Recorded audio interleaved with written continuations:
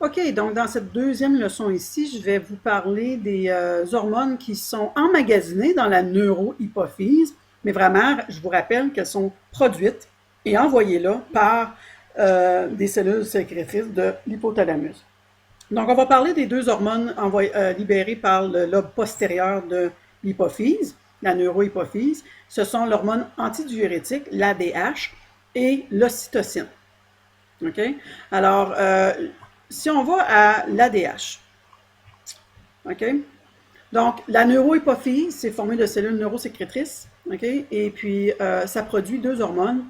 Ben, en fait, les deux hormones sont produites dans l'hypothalamus et c'est libéré puis stocké dans la neurohypophyse et c'est donc l'ADH et l'ocytocine.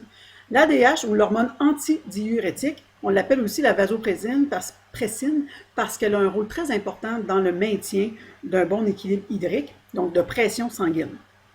Donc, cette hormone-là, elle permet de réguler la concentration d'ion sodium dans le sang. Donc, en fait, on a on a dans notre hypothalamus des récepteurs de pression osmotique. Ça mesure, en autres mots, la quantité d'eau qu'on a dans les tissus. Okay? Ça guette le niveau de sodium dans le sang.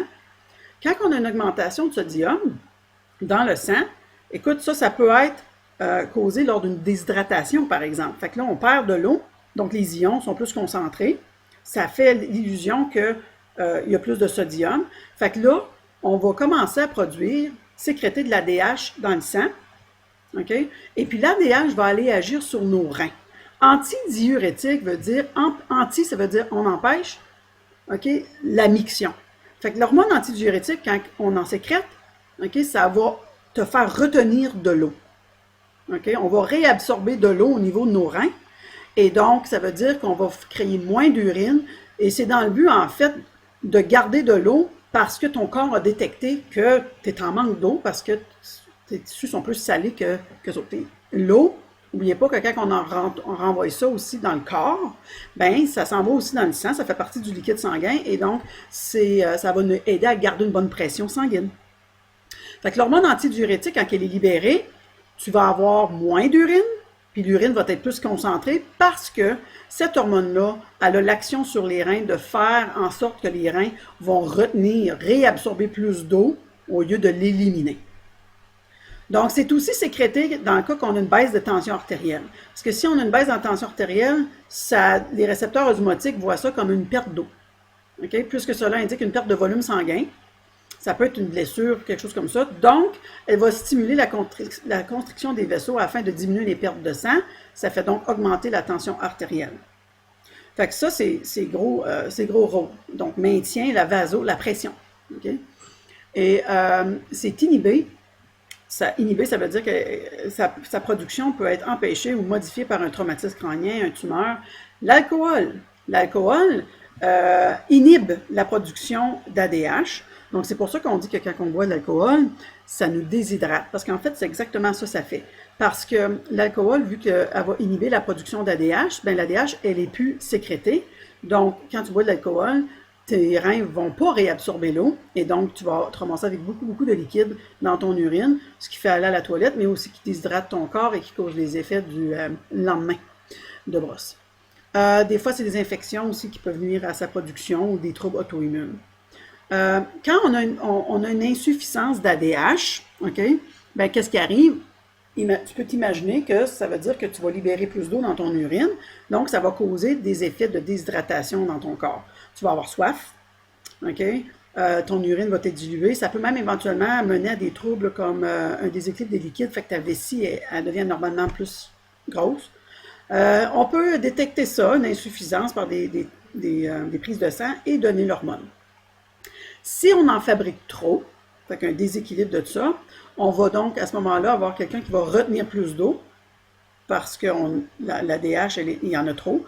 Et puis là, ton urine va être toujours concentrée, puis ça peut te faire, comment on dit, bloater, si tu veux. Alors, c'est l'accroissement du volume sanguin, on va avoir une baisse de la concentration de sodium qui va entraîner, éventuellement, si c'est vraiment sévère, entraîner des convulsions. Et fait qu'il faut vraiment que ça soit toujours très bien géré par une boucle de rétroaction négative. L'ocy ou l'oxytocine, on s'écrit de deux façons. C'est aussi une hormone qui intervient dans l'accouchement. Donc, c'est une hormone par boucle de rétroaction positive. C'est une hormone peptidique aussi, non stéroïde, qui est envoyée dans le sang pour déclencher des contractions musculaires de plus en plus intenses. Plus la concentration d'ocytocine est élevée dans le sang, plus les muscles de l'utérus vont se contracter fort. Donc, c'est très important quand on veut sortir un bébé du canal de l'utérus, du canal pour le sortir, ben, pendant l'accouchement, l'ocytocine, sa concentration augmente tout le temps pendant l'accouchement.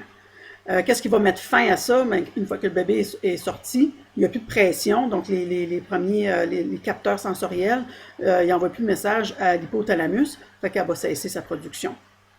Elle permet aussi la sécrétion, c'est pas la production du lait, mais la sécrétion parce que le lait est envoyé par des contractions nerveuses, des contractions musculaires, pardon, et par les glandes mammaires. Donc, ça l'aide, l'ocytocine permet de sécréter le lait par les glandes mammaires. Fait que vraiment, la façon dont ça fonctionne, vers la fin de la grossesse, le bébé crée de la pression sur le col de l'utérus. Donc, on croit que c'est là que ça stimule des récepteurs de pression qui envoient les influx nerveux à l'hypothalamus. Et là, l'hypothalamus va déclencher la sécrétion d'oxytocine par la neurohypophyse. Ça s'en va dans le sang. La concentration va toujours augmenter jusqu'à temps que le bébé sorte. On croit aussi qu'elle a un effet, c'est que c'est une hormone d'affiliation qui a un effet de donner des émotions agréables pendant un contact intime, qui stimule les liens, les sentiments maternels qu'une femme développe auprès de son bébé. On associe beaucoup ça à cette hormone-là. Alors, elle aura un effet dans l'encéphale par rapport à ça.